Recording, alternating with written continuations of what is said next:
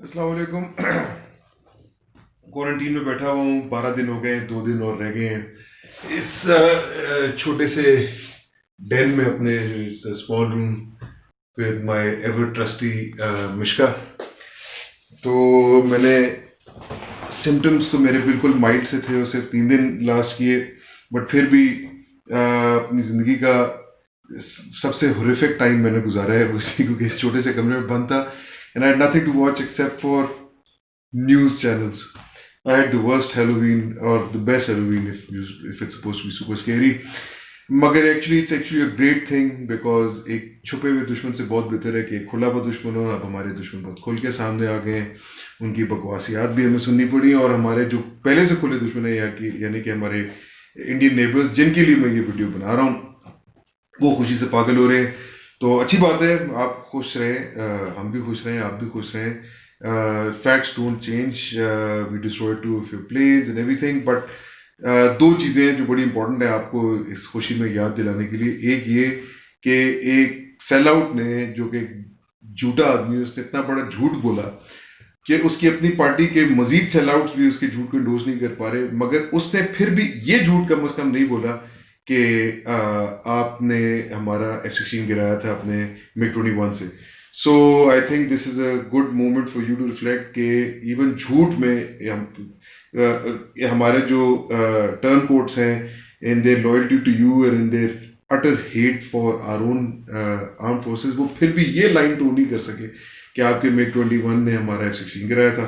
So this is a very important thing for you to realise. और number two ये कि अगर आप फिर भी कहते हैं कि नहीं नहीं नहीं, उमर सलीम झूठा है और रियाज सादिक सच्चा है, और chief of army staff Pakistan के इस्लामाबाद में, हमारे कैपिटल के अंदर, उसका डर के मारे टांगे कांप रही थी और पसीने छूट रहे थे, तो फिर तो बहुत अच्छी अपॉर्चुनिटी आपके लिए, क्योंकि अगर चीफ ऑफ आर्मी स्टाफ, जो कि खासा सिक्योरिटी होती है चीफ के इर्द, तो अगर if he is feeling this scared, तो वो बेचारा सोल्जर जो कि सिक्योरिटी है, जिसके इर्द सिक्योरिटी होती है, जो खुद सिक्योरिटी प्रोवाइड कर रहा है, बॉर्डर पे आखिरी मोर्चे के ऊपर बैठा हुआ है Pakistani side of the LOC में, तो वो तो फिर बेहोश हो गया होगा डर के मारे कि इंडिया अटैक करने वाला है। तो फिर तो I invite you and I dare you to please come and take what you believe rightfully yours. Azad Kashmir भी ले जाएं और गिलगित बल्तिस्तान भी ले जाएं, याशी करें, फिर बंगड़ी डालें तो आप अच्छे भी लगेंगे बंगड़ी डालते हुए।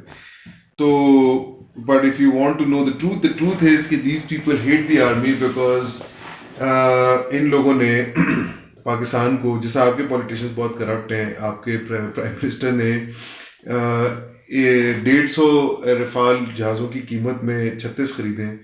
तो इसी तरह हमारे भी ये जो पॉलिटिशियंस हैं, ये बहुत ज़्यादा करप्ट हैं।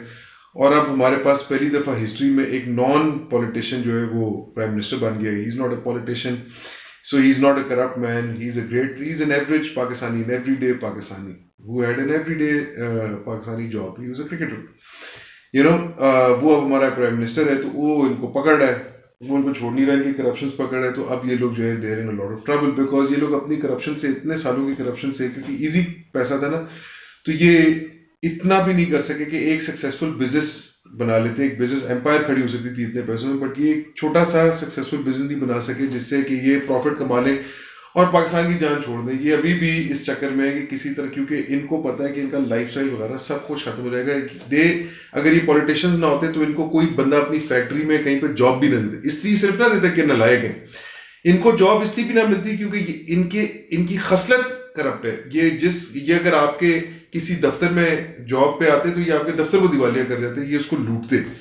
तो ये इनकी खसलत है, so they can never find another job, so the only way they know how to make money is by looting and plundering Pakistan.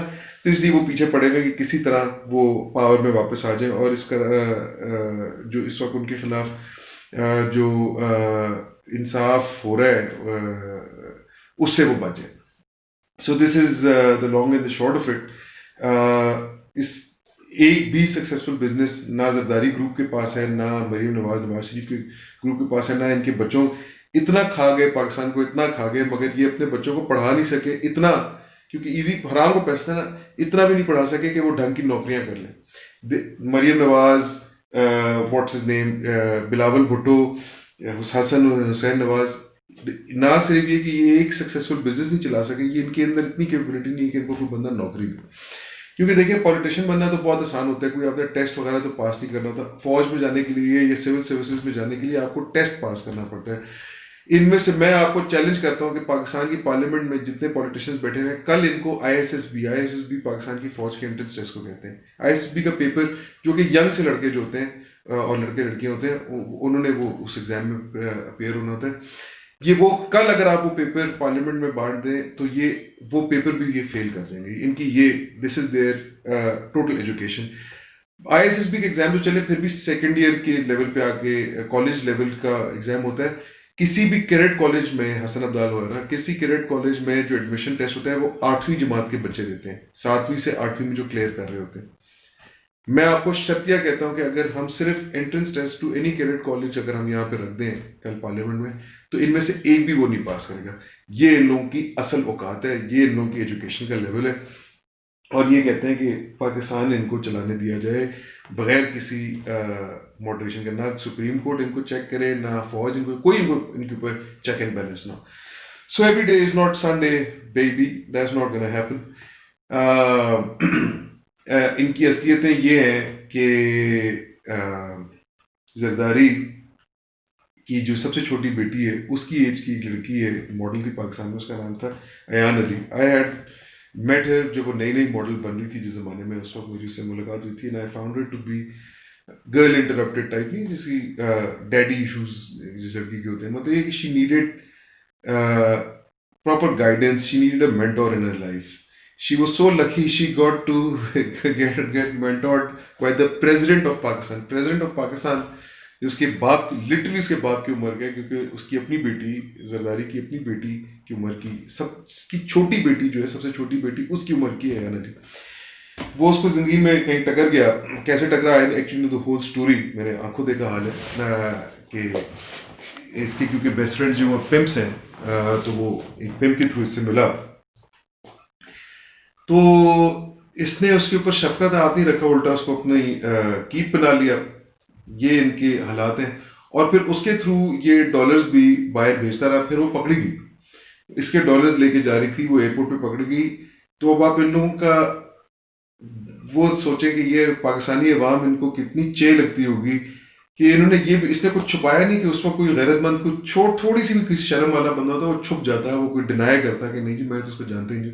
इसने क्या किया, इसने अपना वो लॉयर जिसकी पार्टी का मेंबर भी है, who is one of the most expensive lawyers in Pakistan, मतलब आम कोई पाकिस्तानी तो सोच भी नहीं सकता उस लॉयर के पास जाने का, करोड़ रुपए तो सिर्फ केस सुनने का ले लेता है। वो लॉयर इसने उसको दिया अयान अली को, अपना पर्सनल लॉयर। और अपनी पर्सनल गाड़ी में, इसकी पर्सनल गाड़ी में वो आती थी कोर्ट हेयरिंग्स पे इतने एक्सपेंसिव लॉयर के साथ। और उसके ना सिर्फ ये, दिन दिहाड़े उस इंस्पेक्टर, जिस इंस्पेक्टर ने एफआईए के, जिसने इसको पकड़ा था अयान अली को, उसको दिन दिहाड़े मरवा भी दिया। तो ये इन लोगों का हाल है। This is how brazen and blatant they are कि हम इतने बड़े बदमाश हैं और आप जो कर सकते हो कर लो। तो इतने आराम से, ऑब्वियसली जिन लोगों ने इतनी फिरौनियत देखी हो, इतनी पावर देखी हो, उनसे जब आप पावर छीनते हैं तो फिर वो यही हरकतें करते हैं जो ये आजकल कर रहे हैं। So no need to get serious about it. It's all in the open now, and that is my Corona COVID-19 video. I hope it has a special message for all of you who may have questions about the political situation in Pakistan right now.